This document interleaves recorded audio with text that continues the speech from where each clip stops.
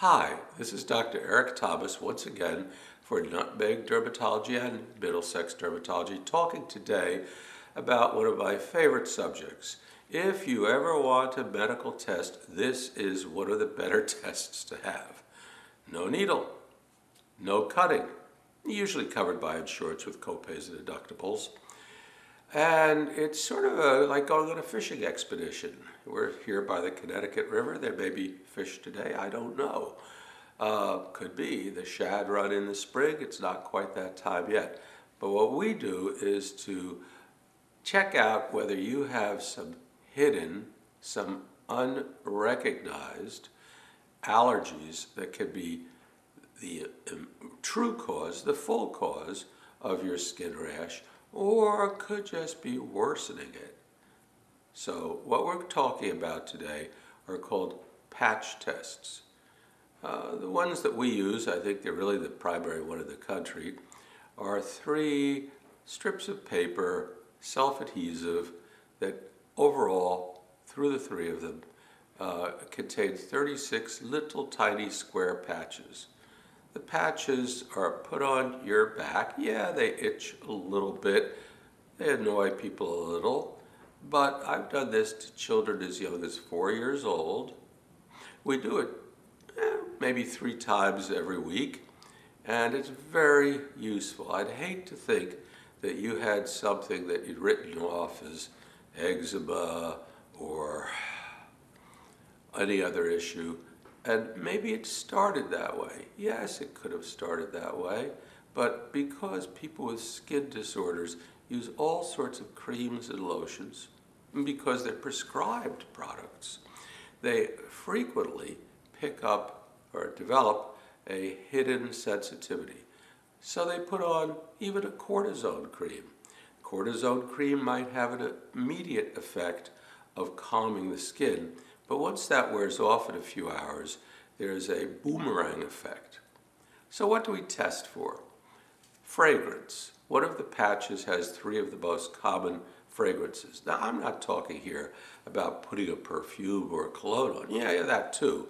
But many of the products that you use are actually lightly scented. You may not realize it, but manufacturers really don't want you to smell the raw product. We test for, I believe it's 5 preservatives. And these are things that are in really everything. You can't put out a product, cream, tube, makeup, whatever, and not have it go bad, deteriorate in the tube or whatever. We put down, we have about 7 ingredients used in skincare products. We test for metal, nickel, chrome, cobalt, and believe it or not, gold. 2 to 3% of men and 7 or 8% of women are allergic to gold. They don't know it, but they can have all sorts of even neck rashes in women, or dangling earrings, chains, things of that nature. Chrome. I've seen some interesting things where people come in with a rash below their belly button usually. Pretty good size, actually, maybe that size. And it turns out that they're allergic to the metal snap on their blue jeans, something of that nature. Elastic. People around their waist from underwear and things of that nature. A few surprises, a few hints. If you have especially a long-standing eczema, even children, up to 10% of children, although they have eczema, they were born with it, refer to our eczema talk, they have developed a hidden allergy to one of the products. Believe it or not, we actually test for cortisone creams, 2 different types, and I've seen people allergic.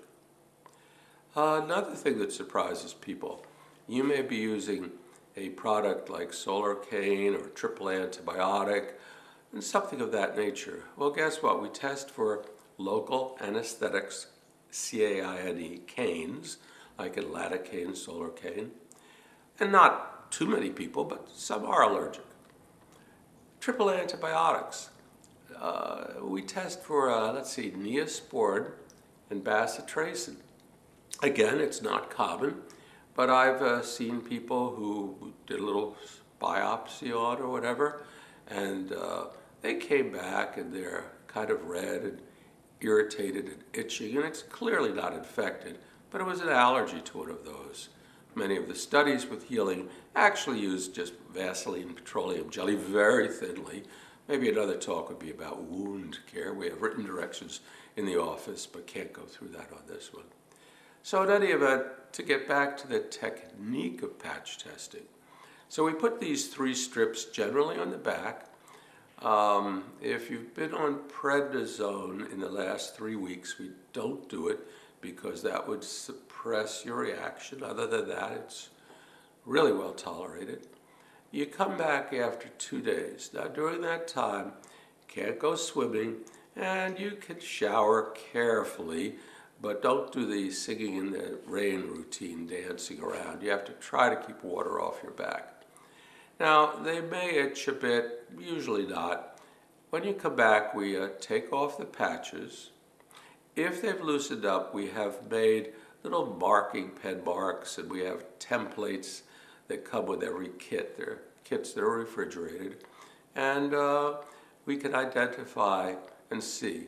Now, sometimes nothing shows up.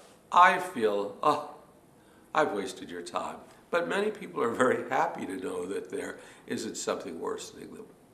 But quite frequently, it's really a high-yield test. Quite frequently, we pick up 1 or 2. I picked up as many as 5 at one time. What do? Are there shots? Do you come in for a year or 2 to get injection? No. That's for sneezing and hay fever. That's the intradermal tests. No, what we do is we give you photocopied information and then talk it over, and you go home and you check at work. We also test for industrial things, epoxies and rubber type compounds, machinist, mechanics, things of that nature.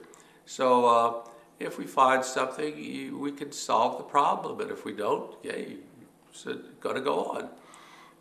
So I'm strongly in favor of such a basically painless, basically well tolerated, and quite useful test.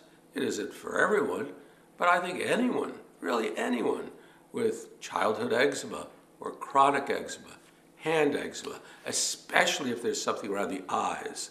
Some people break out to the preservative and contact lens solution.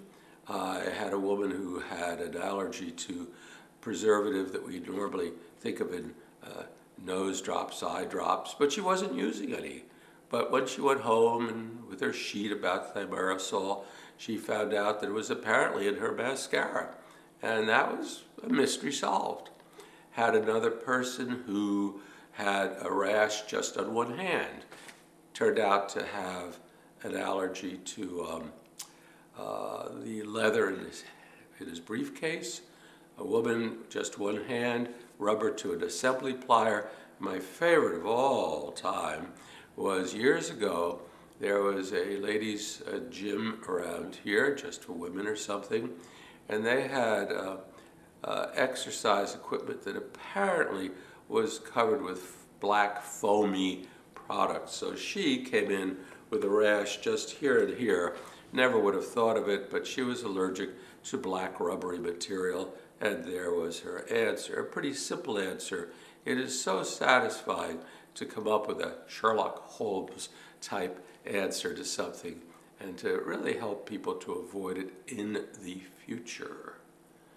Saw someone this week who came in with a very obvious reaction to some wristbands, and he knew it was that, so I don't see any need to patch test for that. As I say, our patch tests pick up like 2/3 of all possibilities, but it's still worth doing. So there you go. This is the sort of thing I love talking about. I know it's all talk. It's more educational. It's not quite as jazzy as some of the videos we'll be doing, visiting our radiation therapy equipment. Maybe I'll play the patient there. Who knows? We had a person today who wanted to be a real testimonial for that. So we're going to try to jazz it up a little bit. But my original point here was to share with you the experiences of a lifetime. I'm still going on doing this. So here we go. This is Dr. Eric Thomas, Middlesex Dermatology and Nutmeg Dermatology. We might get into why we are using two names at some time in the future. But for now, best wishes, good health, take care, Dr. T.